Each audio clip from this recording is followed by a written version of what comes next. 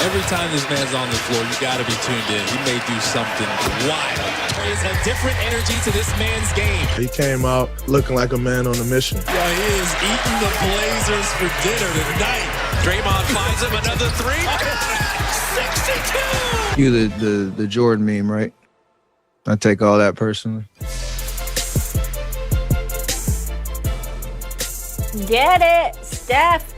Taking 2021 seriously, guys. 62. And here's the thing. It wasn't just against anybody. It was against the Blazers, a really good team. So, Stephen A., what did the performance tell you about him? Well, it just reminded me that this is the greatest shooter since mankind existed. I've never seen a shooter greater than Steph Curry. I mean, it's off the dribble, it's spot up, it's anywhere on the floor, it's his movement without the basketball, it's catch and shoot, it's taking you off the dribble, it's spotting up. This brother is the greatest shooter we have ever seen, period. And when you take that in consideration and you just tickle your imagination as to when Clay gets back, the Golden State Warriors will be back at the very least in the conference finals because they're just too lethal of marksmen to ignore. I want to put this into consideration. Steph Curry is considered to be struggling. He is averaging 32 points on 45% shooting from the field, 36% shooting from three-point range, and that's considered struggling. Oh, by the way, he's shooting 98% from the free throw line. I mean, this is just ridiculous. It's just ridiculous. This is who he is. The first 10 years of his career, this man has shot better than 40% from three-point range. The first 10 years of his career. We celebrate people who do it once. And this dude did it the first 10 years. He is the greatest shooter man has ever seen. I know it sounds hyperbolic. It's not. It is not an exaggeration. I don't care whether you bring in Bird, whether you bring in Ray Allen, Reggie Miller, Chris Mullin. I don't give a damn. There has never been a shooter this great. And when Clay gets back, look the hell out. Golden State is going to be immediately back in championship contention. And by the way, I like that kid Wiseman.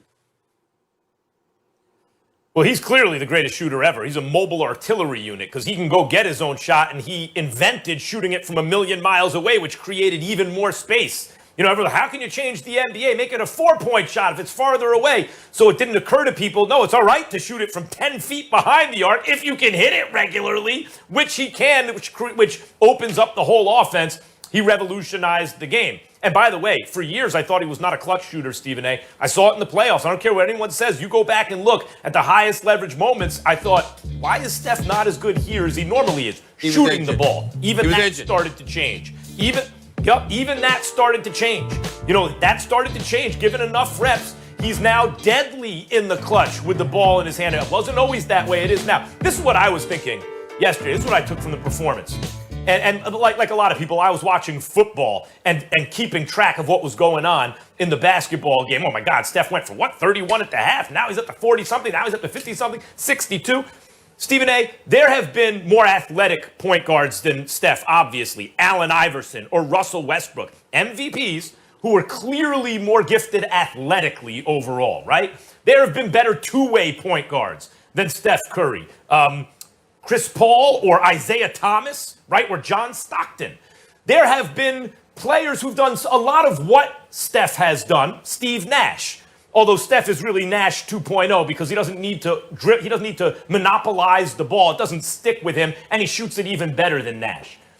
But when I look at the history of the NBA, you take away Magic Johnson, right? Modern NBA. Take away Magic, who's 6'8", 6'9". He is a point guard, and he's the greatest ever. But I'm talking about of the regular-sized point guards. Steph's the best who ever did it. He's the greatest of all time. And for all the reasons I just mentioned. Ball doesn't stick. Unselfish player who can score from anywhere, who makes all his teammates better shooters. And by the way, he's not a good defender because he's not big, he's wiry, he's not so, long, but he plays defense. It's not like he's not there. Go ahead. Steph Curry the other day in practice, Max, yeah, made 105 straight three-pointers. 105 Yeah, it's stupid. straight Yeah. three-pointers without a miss. Steve Kerr had the joke of the year when he sat up there and said he choked. He didn't get to 106. You understand?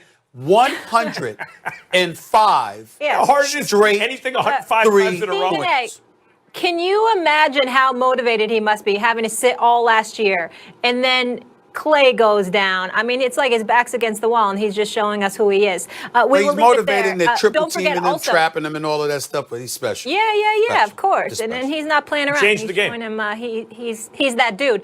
I just want to mention this, though. They do play the Clippers Wednesday. That one's on ESPN, so that game should be a lot of fun. When we come back here, how upset...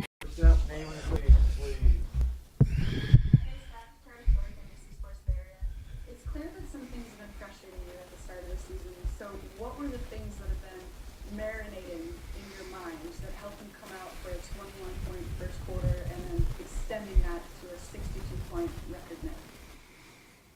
I mean, losing in the fashion that we were in the first three games was never a good feeling, but you got to take those lumps and learn from them. And I think I think I said on Friday we got to test our resiliency, and we obviously proved that tonight. We got a lot more work to do. It's more so just trying to get to that level that we expect, and to be able to get a chemistry and a kind of expectation of what it's going to take for us to win this year. And we showed a lot of bright spots obviously tonight offensively. I saw the pictures and the way that they were defending me a lot better. I was able to pick and choose my spots, obviously be aggressive from the start, and shots fall. It was a pretty crazy night. And Draymond said you could tell right away there was a little or I starting this game. Is part of this still personal for you? Cue the Jordan meme, right? I take all that personally. It's just an opportunity to kind of assert my will on the game early and try to create some energy and get off to the right foot. I think as crazy as it sounds after the game, all we really wanted to do was win the first quarter and take it from there. And obviously that's what we did, and continued momentum. And we got a winning spirit. We just got to figure out how to do it consistently. And against the good teams in the league, it's going to test us. You so much feed off of the fans and that energy, and you seem to kind of ignite your own energy with your teammates. How was that? And was it kind of strange not to have a building full of people, cheering every shot that you hit? It was different. I heard Coach talk about all 42 people in the stands, gave me a round of applause when leaving the last 30 seconds of the game. But more so, we just had a better energy to start the game where you can feed off of that. And in this league, that's all you really need. And, we have some talented guys that I think that we care, and we're trying to get to the level again that we want to be at. So when you have something to be excited about, you kind of feed off your own energy, and things start to go your way. So there is no. I was around when obviously when Clay scored 60, and there's a different environment, a different experience, and you understand what that's like. This was totally different, but I'll take it. You're not obviously going to score 62 every night. Hey, why not? If you do, you do. But do you feel like you need to hunt shots more like you did tonight than maybe you did the first few games? I mean, it's more so just seeing how the defense is playing me and just trying to make the right decisions. Obviously, I think I got to shoot and I got to score, but how it could look different from night to night. So that's what I got to continue to understand. And being aggressive might not mean getting double-digit shots every quarter. It's kind of just, again, especially as we start to implement our offense and see those patterns, we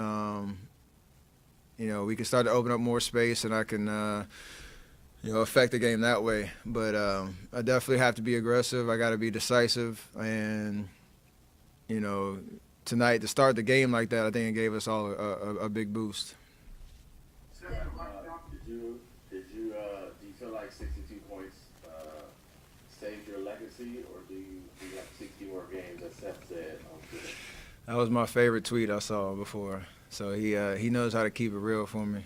But there's nothing really needed to be said before tonight, and there's nothing I need to say afterward. It's just, like I said, I got a lot left in the tank, and just thankful to God that I'm healthy and able to be back out there playing and enjoying the game that I love, and surprising myself from time to time. So it's pretty awesome to kind of have a night like this, obviously get the win, and see where it goes from here. Steph, you've had crazy highs, but it's been a rough year and change. What is it about your personality that lets you come out and be resilient and have nights like tonight after all that? I don't get frazzled too easily, and very confident in who I am, and as a person, as a basketball player, and there's not going to be anything you can say about me or to me that's going to affect that. At the end of the day, that's how I got here, and I got a lot of people in my circle that understand what makes me tick and how much I enjoy this game, and all the different challenges that you get to experience, having been around 12 years plus. So it's going to be that kind of narrative from here on out, and I love it. I love everything about what this game offers, and the competitiveness and the fire, and I never run from it. So just excited to just be in that atmosphere where I get to play at the highest level and enjoy what I do. Did you get a sense tonight when you were? Go ahead, Mark. Thank you, sir. Steph, ordinarily, if we saw you scored 62 points, we would think you hit a gazillion threes.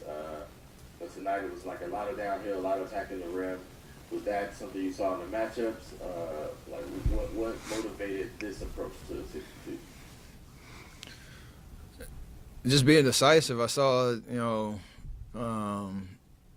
whether it was pick and roll or getting off the ball, kind of slowed down a little bit, and knew that if we got to the right, our spacing on Friday was not great, and we looked at some film and understood how to get to the right positions on the floor for everybody to have room to work. And I got to those spots in the first quarter, and it was just, I was feeling good. I obviously had good energy and was able to get downhill and get to the bucket, and that softens the defense up a little bit, and then you can start to get some transition threes, or obviously got to hit some tough ones from time to time, but it's just a matter of taking what the defense gave me in the first quarter and getting a good flow from there. So definitely helped, honestly, to play the same team twice and make the adjustments. It was really like a playoff type vibe where you can watch the film, know that they probably weren't going to make too many adjustments because it worked on Friday, and we had to answer. Hey, Steph, Colin with Cron 4.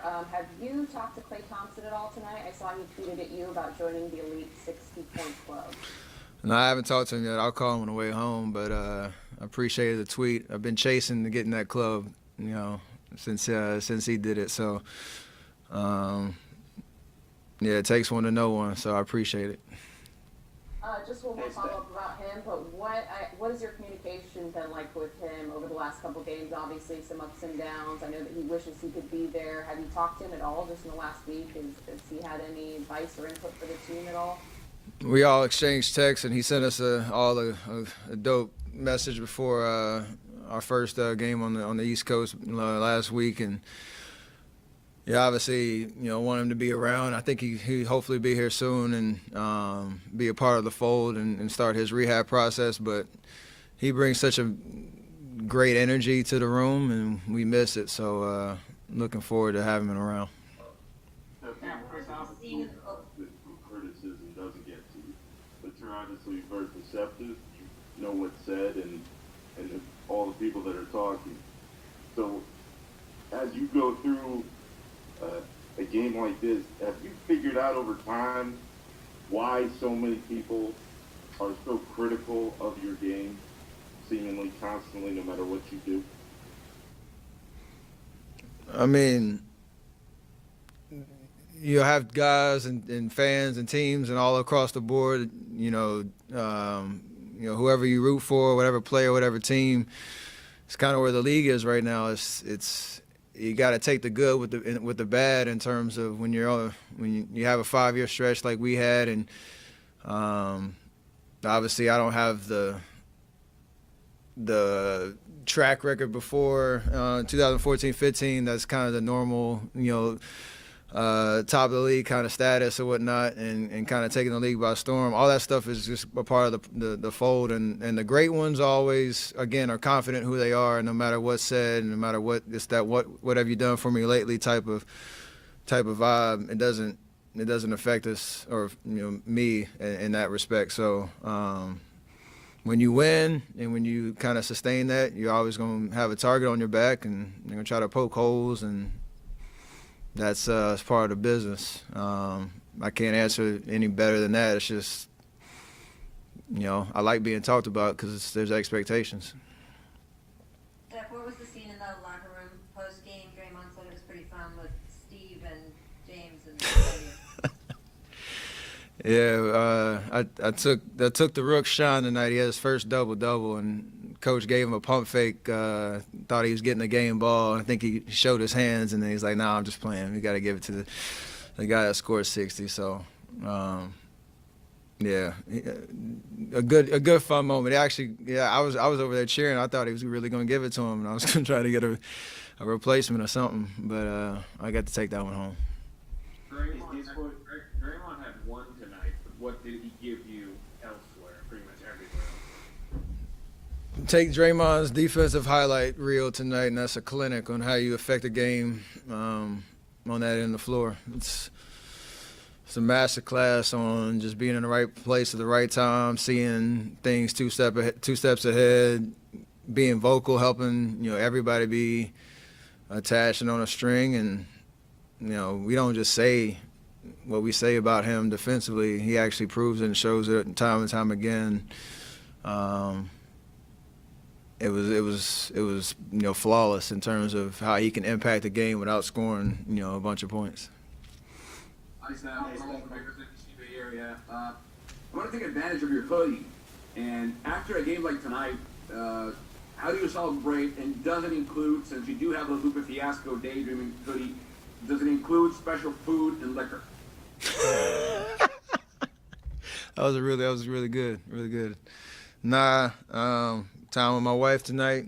We got a game tomorrow, so that's why I was kind of late getting here. Got recovery, got to turn around and play the Kings tomorrow. But I'll definitely listen to his album on the way home in the car for sure. Let's do one more. I gotta get somebody. Last one. How do you handle Ayo's criticism to your advantage?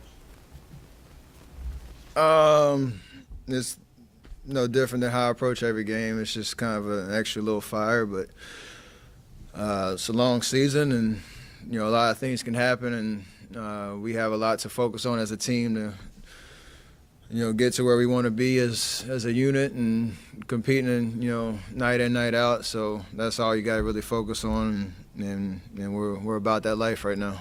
Great, thanks everybody. I gotta get Steph.